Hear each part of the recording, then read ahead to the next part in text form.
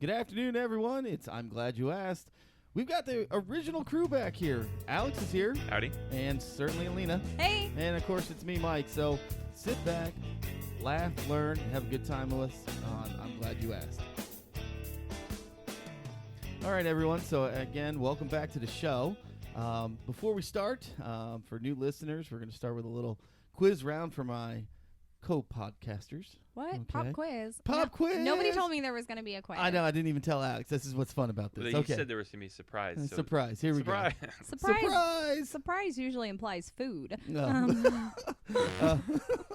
All right. So it's a little bit of a quiz, but you guys, I'm sure you're going to get it. So the wedding feast, where did the wedding feast of Cana, where Jesus performed his first miracle, where was that at? In Cana? Very good. Okay. Where was Jesus born? Bethlehem? Okay. Next, where did he grow up? Nazareth. Yes, very Okay. good. Wait, are we racing? Yeah, Are we supposed to race? no, I was it's a waiting for you to team. answer. I thought It's okay, a team. It's a team. It's a team. All right, Yeah. good job, Okay. team. Okay, way to go, team.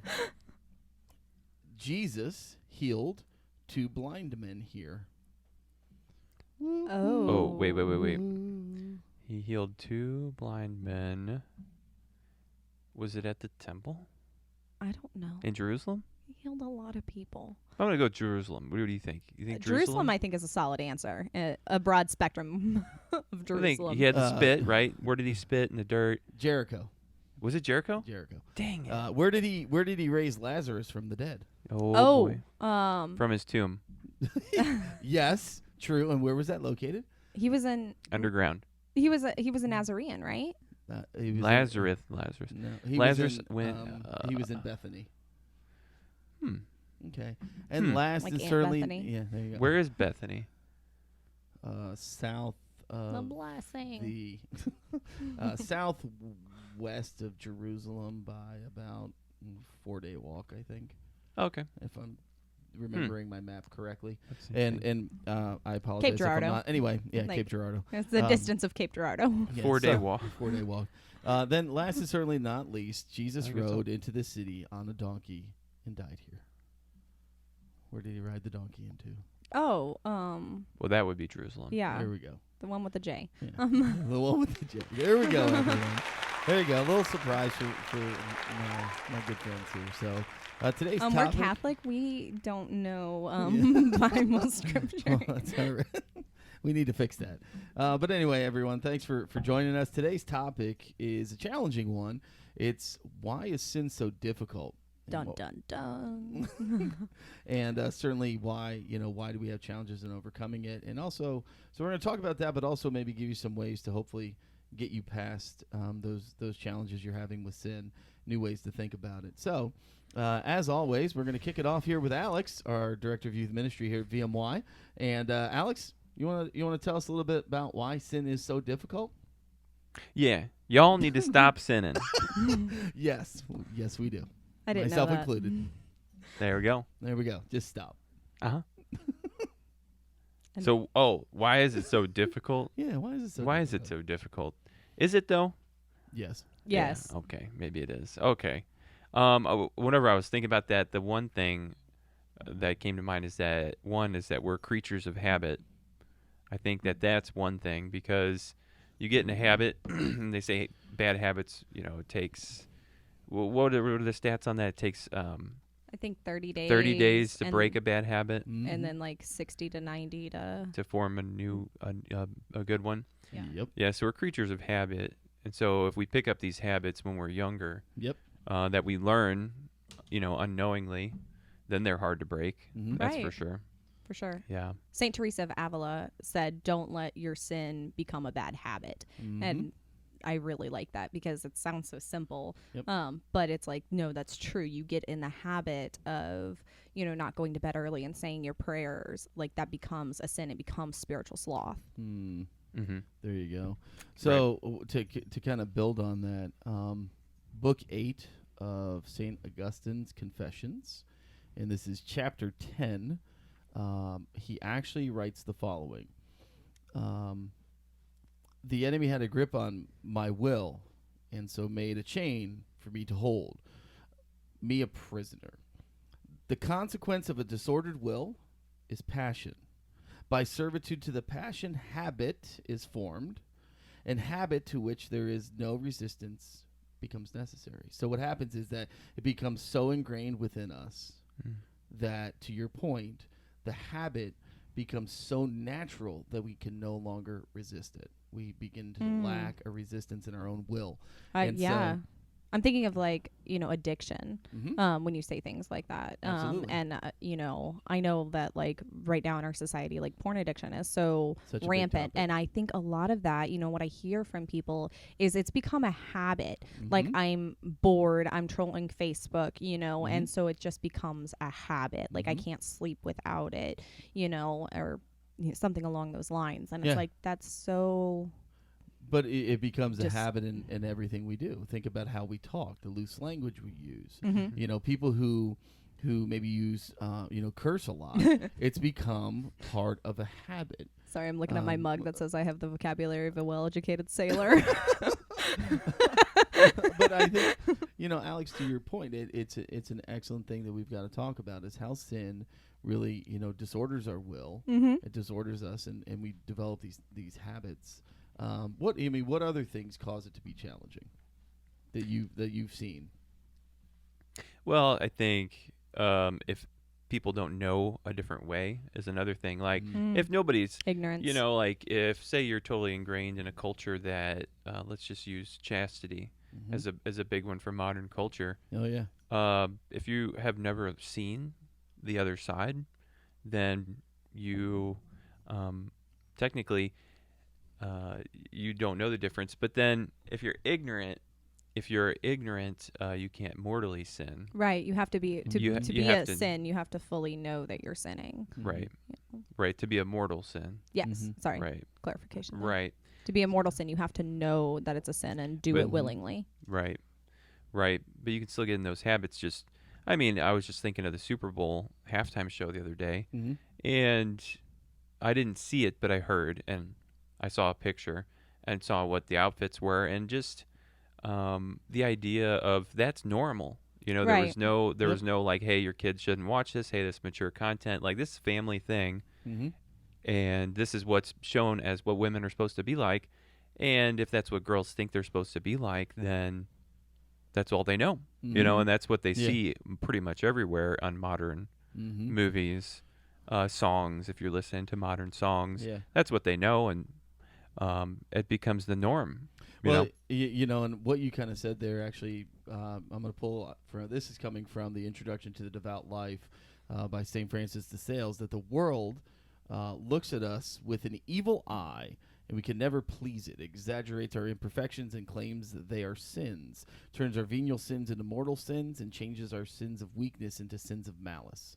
I mean, you think about these amazing two saints. St. Augustine, this was written in, 370? Right. 1,700 years ago, and it's still relevant. We've talked about that before. Like the 1609 sins are the was- same. Yeah. Sins are the same. But it's interesting how even then they saw how the world turns us, turns our view, turns everything into, it spins the perfection of God, the goodness of God, the holiness of God, and it distorts it to say, well, that's not good. Right. And so it's an amazing. You become thing. desensitized. Like Moses made 10, or God made and gave them to Moses 10 rules, like thousands of years ago, and like we still breaking them.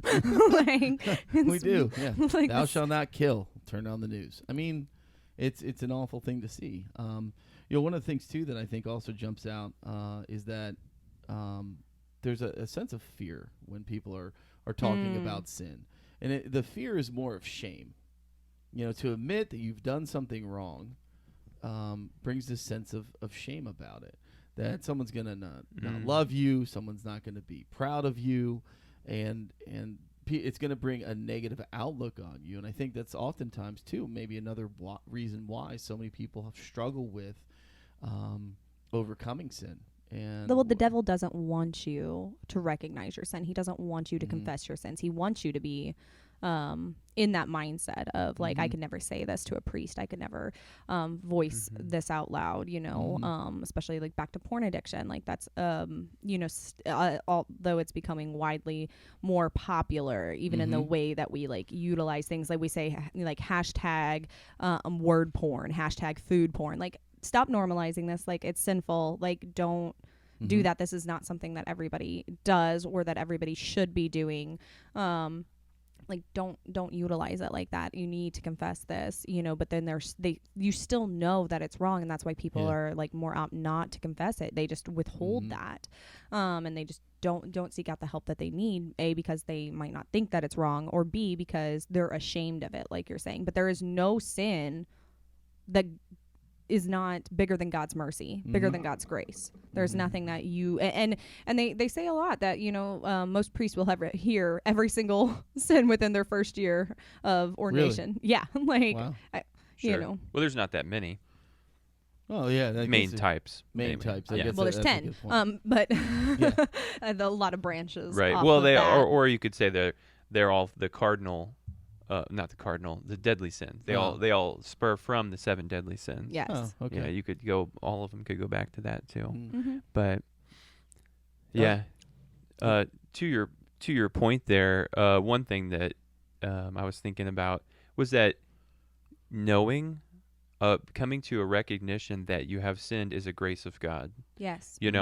That bit of recognition, though it's painful to realize that you've done that, is a gift from God. Because without God interceding or interrupting or coming into that situation, you may never recognize it as a problem that's making you unhappy.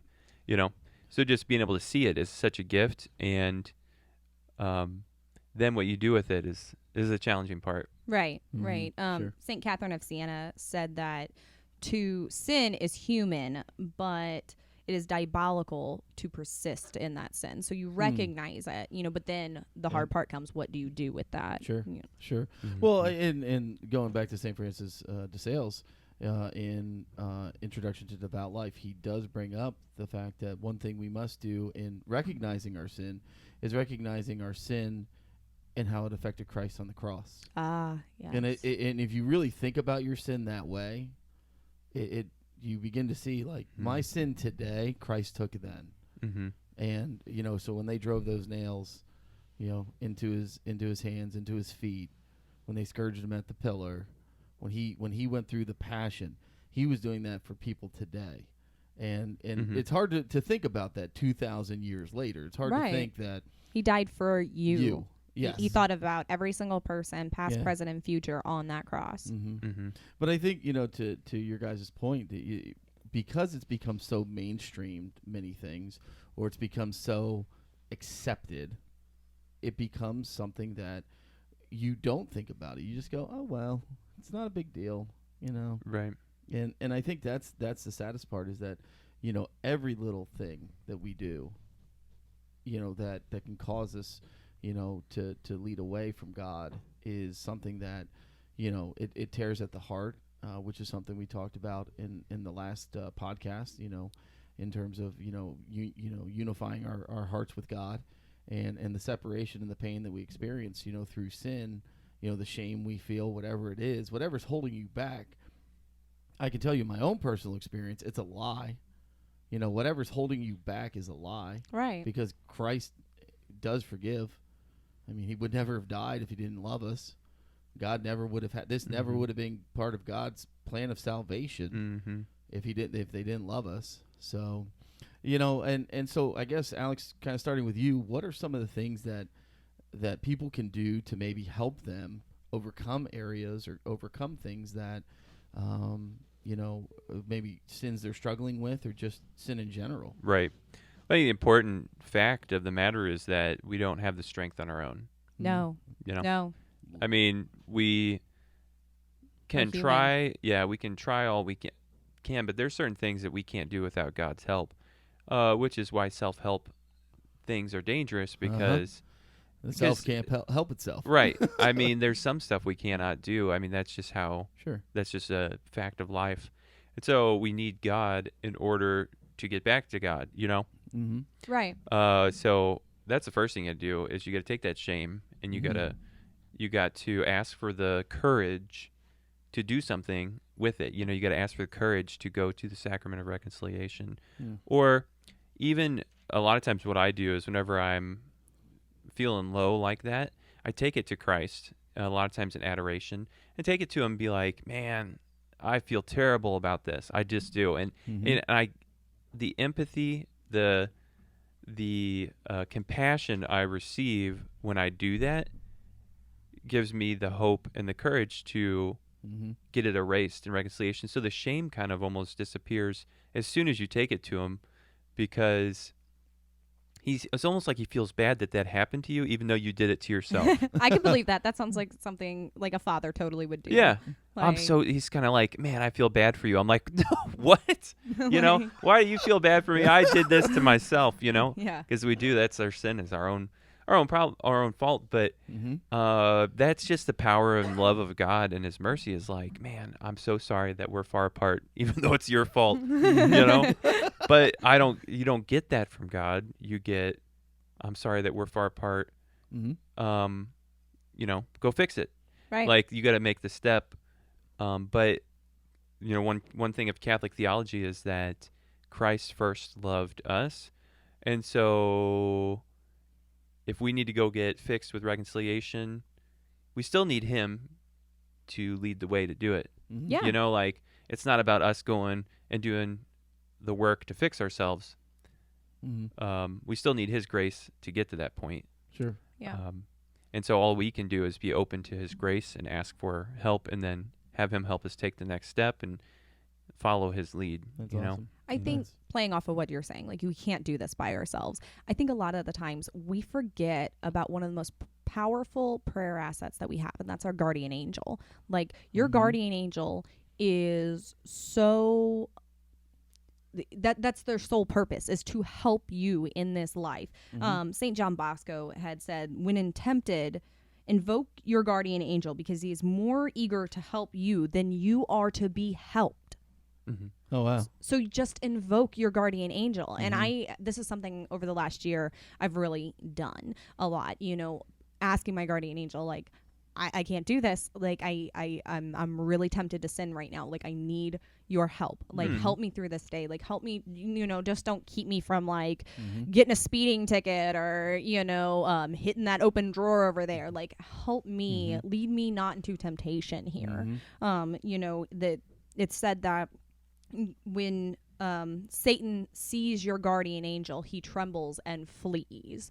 And I really can attest to that. Like, I've really been utilizing my guardian angels and asking my guardian angel to then fly to my children and be with my children, or with my husband or with my friends, because they might need my guardian angel more than I do right now, and I'm willing to try and combat those demons, on my own, then when they really need the help.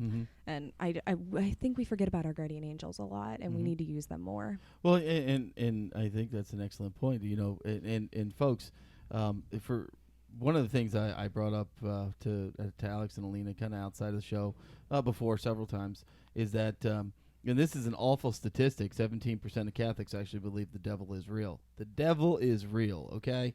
Christ wasn't just a person, and yet, come on. I mean, if we want to take the truth of our faith, tell it to an exorcist. Well, exactly. This is what I mean. Tell an exorcist that the devil's not real. Not real. That there are no things such as demons. I mean, right. Yeah. I've got nobody needs the church until you need an exorcist. Yeah. I mean, I don't need the church anymore, except that when somebody becomes possessed. Right. Possessed. The Catholic Talk Show just did an amazing podcast over 7 things exorcist wants you to know. Yep. And it was so good, and YouTube just took it down. What? Yep. What? They flagged it as offensive. Oh, to please. demons? Yeah. It's a demon. To demons. Hey, they're going to take this one down. Yeah, Like, okay. so, but they do have it on their website. They can't censor Good. their own website. So Oop. I highly recommend that you get on there, because there was so much. Offensive. Yeah. Who's it offend? I guess demons. Demons. I mean, well, there's you demons of know that- everything. A myriad of angels fell. There's a really good cartoon out there, and I was trying to find it. Mhm. And Demons aren't people though.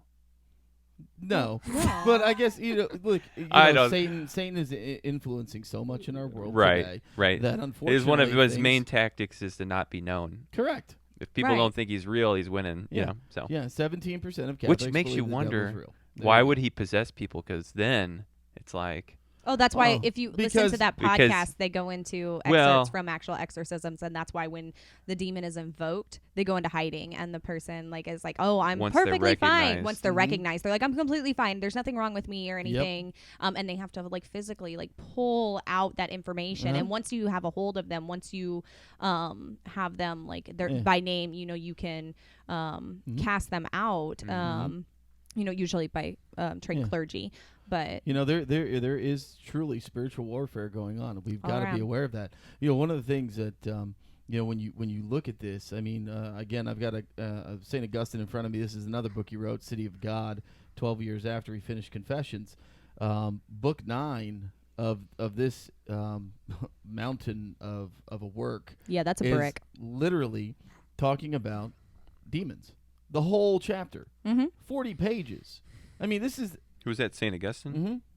In the 4th century. He's writing about this. Yeah. They saw it then. I mean, Sure. the wisdom of the church, the wisdom of our great saints who have helped us unmask this stuff. I mean, one of the things I encourage everyone is to begin to educate yourself. You've got to go out there and begin to arm yourself with the tools that God's given us: the Rosary, prayer, the Eucharist, reconciliation. Yes, the sacraments, Yes. all these things. But also go to the great saints. Who did you say? Saint John Bosco, St. John Bosco, Saint Teresa of Avila. I've got Saint Augustine. St. Catherine of Siena. I mean, all these people have dealt with this topic. They've dealt with sin in their own Fulton life. but Sheen. Fulton Sheen. Fulton Sheen. I have some good stuff here from Fulton What's Sheen. something Fulton Sheen said? Like a Catholic may sin and sin as badly as anyone else, but no genuine Catholic ever denies he is a sinner. A Catholic wants his sins to be forgiven, not excused. So good Catholic. Yeah. Fulton Sheen's amazing. Wow. He's venerable. Mhm. Archbishop Venerable Fulton Sheen. Venerable Archbishop Fulton Sheen now, I think. It's a However- good question. I That- think, in order. I know with Pope you put Pope Pope. before Saint. Right, and I think when you're venerable, it's Venerable Archbishop Fulton Sheen. Yeah, I don't know if Archbishop would go before Saint. Say he was Yes, canonized. if he was canonized, Would it they be Archbishop Saint? No, I don't think so. No, No. yeah. No, just- it's not. Because there's a lot of bishops that are saints, and they, Yeah. yeah. Yeah. Little tangent. But he has some really amazing stuff out there on sin and Mhm. and spiritual warfare. Like that's what I think we should just probably dive right into how to combat sin, because it's bad. Like don't Mhm. do it. If you want a whole list of sins, Stop like sinning.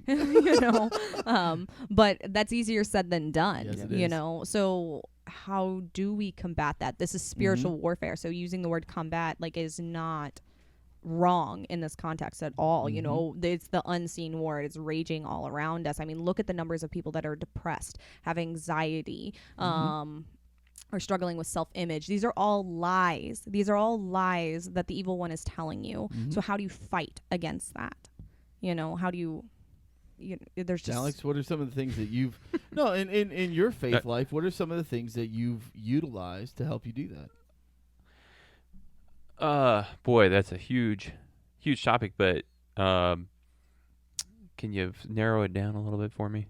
okay, like Some of the ways to combat it. yeah, like how Some of the ways to combat it. how to not be led into temptation. To not Mhm. well, the closer you are to God, I guess you could say, in Mhm. simple terms, the closer you are to God, the more likely you are to resist. Mm-hmm. Mhm. So if you're in a state of sin, you got to get out of a state of sin Mhm. by going to confession. If you've Okay. mortally sinned, So confession. There's so repair the relationship first. Mhm.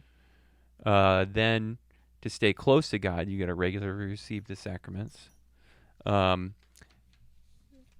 was told to start going to reconciliation once a month, which was a challenge. But wherever you're at on that stage, try to go a little bit more often. Maybe this year, Mm. increase your going. And like sometimes I go and I've said, Father, I can't think of any mortal sins, Mhm. but I know I have venial ones. I'll just confess those. He's like, that's perfect. Just Mhm. do that too. um, and staying close to the sacraments. I mean, if you are one of the facts of exorcism is if you're in a state of grace, Mm-hmm. you cannot be possessed. You know, like so Mhm. if you keep yourself in a state of grace, you are safe, Mm-hmm. Right. and it's always the safest, best place to be. That's So, why the occult is so like a big no-no in the church, because Sure. it's a gateway, it's an opening, because you're putting yourself into that state of sin Sure. by using the Ouija board, which allows demons to come in. But there's also other ways that that can happen. I mean, that's why we say the blessing over our food. That Mhm. your food isn't cursed. That you're not. There's Yeah, there's real life witches out blessed there who are chalk. trying blessed chalk. Yeah, the Epiphany Mhm. blessing. We did that at Absolutely. our house. We bless our house. Yeah. That no for this year that Absolutely. no evil enter in here. But I mean, Mhm. heck, we operate a thrift store here. I mean, who knows what's coming in through Holy here water. that could be hexed? Mhm. You don't know what's attached to things, because demons can attach themselves. Mhm. objects or To places. objects or people, places or Yeah, people, Yeah. and they all have Mhm. specific names Yeah, we're not going to name okay, them. Don't right. name them. well, no, it's like oppression and Oh, possession the The and stages of stages. Yes, yeah, the yes. stages, right? Yeah. It's Um, obsession, then Obsession. oppression, oppression, possession. possession. There's one more There's in there one though. more. Uh, I can't remember. Okay. The fourth But- one. yeah. Yeah. And one of the things that one thing as we're just flipping through City of God, just kind of looking at different things with the demons, basically they're experiencing everlasting misery, Yes. and with Christ, death is not feared. You mhm. know, the difference between what Christ brings us is, again, removal of fear. Mhm. Yes, Lord, I've sinned. I'm sorry. I'm truly sorry for what I've done. Again, if you're remorseful, if you truly mean that, God does forgive you. We've got to move past. One of the things that you often hear about, is just at the root. I mean, you think about the roots of a tree, how deep they go. Mm-hmm. Sometimes our sins are very, very deep, and you have to pull them out. And you may be struggling with something for a long period of time. Yeah, and you can cut it back and you can cut it off, but until you Yeah. pull that weed up from its roots, From it's its not roots. going. It's going to keep spreading, and It's- it's going Mhm. to. And it's going to keep bringing it back Well, up. that's deep. That's yeah, deep. it is deep. Sometimes it goes real deep. Oh yeah. I mean, and that's one of the things that I think I tell people is that even in my own personal self is that there are things that I still struggle with, and I Mhm. still go to confession for them, and I pray about it, and I pray for the strength, and the hope is that Really? oh yeah, At your age? Oh my goodness. I know, Ouch. right? I know, that's right. I didn't know you still had issues. I'm gonna have look. I'm gonna. I get can my, remember being a kid and thinking that, oh Oh, man, I yeah. can't wait to be Bush's age. Like, she never sins. Mhm. Like, that lady was a terrible gossip. I love her so much, Mhm. but she was a gossip.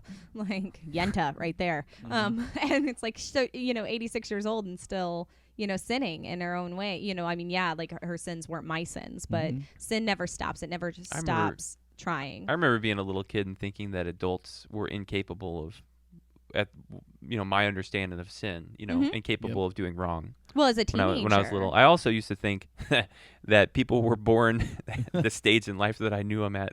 Like my Oh, grandparent oh my was goodness. born a grandparent. Oh, that's My mom awesome. was born a mom. A mom. Exactly. That was. Now there you go. No, and I think that's something that again, when I guess where I'm going there is the habit. Sometimes you have a habit that you're trying to still break. Mhm. Yeah. And again, that can take longer time to develop. To So you need some revert. Roundup on it Yeah, you do. because you put some Roundup Oh, and on what the are some stump. Roundup we can use? I got Yeah. some Roundup over here. What do you got? Okay, well, so we're talking now about how to combat the sin, and you Yeah. said confession. And number one, yes, confession. Go to confession. I'd say that's my number one. Number two, use the tools that you have been giving, those guardian angels. And your spiritual mother, a child of Christ, is an orphan without the Madonna. Like, you have to use her, and she wants to help you so bad. I mean, over and over and over again, the great saints and the exorcist and priest, everybody tells you The name of Mary, a Hail Mary, makes the devil tremble and flee. You know, Hail Mary, full of grace, punch the devil in the face. Like, yes, like that is what's happening. I mean, that's what's happening when you say a Hail Mary. Your rosary is a spiritual weapon. She's gonna stop a mud hole and walk it dry. Never mind. What? Never mind. Bad. Move on. Okay. Stomp the mud hole. I've never heard that phrase. Never mind. We'll have to- He's from Ohio. oh yeah, nothing he Go says ahead, makes yeah. sense. Yeah. You know, I didn't say that. I just well, yeah. all of- Sorry. okay. Yeah. Well, I mean, like we have to invoke Mary. You know, when we Mhm. use our rosary, it's like holding the hand of your mother. You know, you're no longer afraid of the dark. You're no longer, Mhm. you know, scared. Hold her hand. Say your rosary. Yep. You know,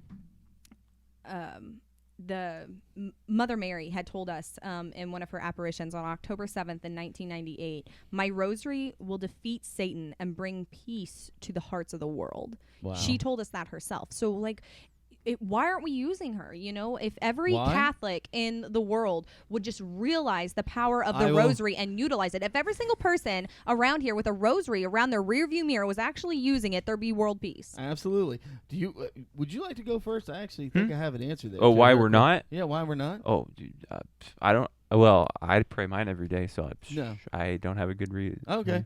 So I will give you and again. I'm pulling from again Augustine here, from Confessions, and truly I This is gonna love be good. Saint Augustine. This because- reason, it's gonna be Yeah, good. and Wait, so- what did Saint Augustine have to say about the rosary? I haven't gotten that far yet in the book. How's that for an answer? I'm sure it's in there. I'm sure There's it's a in. trick question. He's only on chapter The rosary 3. wasn't No, around I'm when in, Saint Augustine was Chapter alive. 9, chapter Oh, 9. trick It question. was a trick No, question. was a Yeah, trick it was question. Dominic. Oh yeah, Uh-huh. Saint Dominic. Hello. Yeah. Sorry, all my brothers and sisters at Ohio Dominican University. Dear Lord. Wow. Yeah, it wasn't Hey, around. you then. got us with a quiz. Well, actually, There's your quiz. I can tell you, it was though in formation at that period of time. It's been in formation Because it was up the until- Psalms. Yeah. Yeah. Well, yeah, So- didn't the first rosaries kind of look like a ladder because of the Jacob's ladder kind of thing that they were kind of playing off of that? I Mhm. thought I heard that once. There were minor like introductions of it throughout Right. the centuries Right. and anything. Anyway, so back to Saint Augustine. Why? You know what he said here. And now for those who don't know, Saint Augustine did struggle with sexual immorality. Mhm. That was his greatest sin. Was he the one that said, "Lord, make me pure, just not yet"? Yep, bingo. Oh, that's a great one. Grant Okay. me chastity and continence, but not yet. And here's his Love to reasoning. have it, but I'm not done. Yeah. Well, I think that's why people don't stop sinning. Here- because here- sin is fun. Yeah. Like it's perceived For as fun. for a Ah. season. More importantly, ready? Here's what he said. I was afraid you might hear my prayer quickly and that you might too rapidly heal me of the disease of lust, which I preferred to satisfy rather than suppress. He was more concerned that God Would answer too would quick. answer too quickly. Yeah. And I think that is something that, you know, when we talk about our faith, when we talk about this kind of stuff, Yeah. you know, people, you know, I think there is still that sense of fear out there that people are, I don't want to ask God that because God may ask me to do something I'm not ready to do yet. Mm. And- I totally believe that. Mm. But he would And- never ask you to do anything that wouldn't ultimately make that happy. We keep saying Yeah, that. sure, we know that. We but- know that, but it's a different thing to do it. Well, I know. It's a Do completely as I say, different not as thing. I do. Well, it's Yeah. You it's know. it's terrifying to give up what you're comfortable with. Yeah, Mhm. and something you enjoy. I mean, heck, I made a career change because I finally said, "Okay, God, if you call, I'll answer." And then That's 2 days- scary. Yeah, it is. Actually, it wasn't though. When I finally sat down and said that prayer, it wasn't scary. I think that's where peace comes in. Mhm. Like the peace of Christ be with you. That is Mhm. that peace when you surrender all to God Mhm. and you offer it up and you say, like, Lord, you know, make me like a mantle of your peace. Make me, you know, holy like you.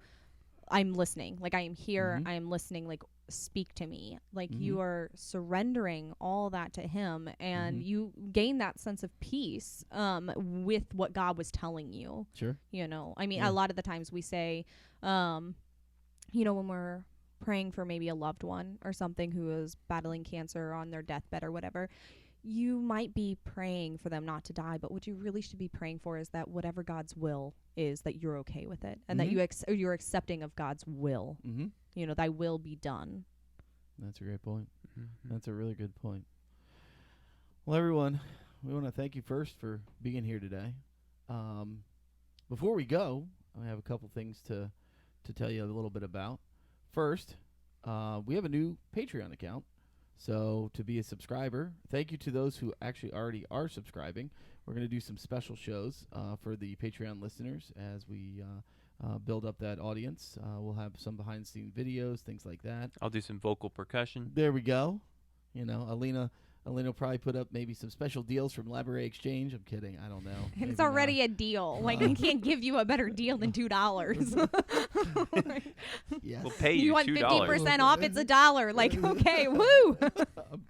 No, but we'll have some other things back there for those people who are going to subscribe. Special episodes, special videos, some behind the scenes stuff. Second, I want to make sure that everyone's aware of our Facebook page. Be sure to like that. Vincentian Marian Youth SEMO, SEMO. You can see all the different things that we're doing event-wise, things like that. Also, be sure to like Laborator Exchange, which is our thrift store that helps fund the ministry. That is there as well. You can see all the amazing things that we have available. So make sure you take some time to do that. Now, guys, before I guess we wrap it up, any last words of advice for the listeners? Okay, so we didn't get there due to time. But, okay, so number 1, get to confession. Number 2, invoke those that we have been given. Mary, the saints, your guardian angel. But number 3 was the sacramentals. We forget how powerful the sacramentals are. You know, holy water, blessed objects, crucifixes, blessed salt, blessed oils. Put it in your food. I just put some in a squirt bottle at my house, and we've been like squirting it all over because demons and Live in evil. your cat. No, but I think they do I in the have- kids sometimes, so I just squirt them. You know, like, Oh my. go, Satan. Yeah, like, get off the counter, kids. Squirting them with the squirt bottle. No, of holy water. But I spray their beds, you know, anoint the top of their heads and their eyes and their mouths, you know, before they go to bed, that they might, you know, not have bad dreams and be more susceptible to the evil that is all around them. You know, holy candles, this was one that I just kind of learned about. Blessed candles, they work whether they're lit or not. Wow. And they occupy the air because demons can be in the air, and whether they're lit or not, they work. So find you a priest who has a little free time and just have them like come over and just like bless everything. Well, absolutely. And you can eat blessed salt and consume oils and everything. But number 3, how to combat sin, I would say hit up your sacramentals. That's a good one. That's What good. else? I'll go with what Alina said. Okay. That's fair. And I guess everyone, I guess what I would say is that it's okay if you're struggling with it. Again, You're in good company. Great saints became saints because they never stopped trying. And I think that's one of the most important things we got to remember is that. And who was that? Who said that? You probably know. Jose Maria Escriva. Escriva? Escriva. Okay, there you go. There you go. Jose Cool. Maria, right? Yeah.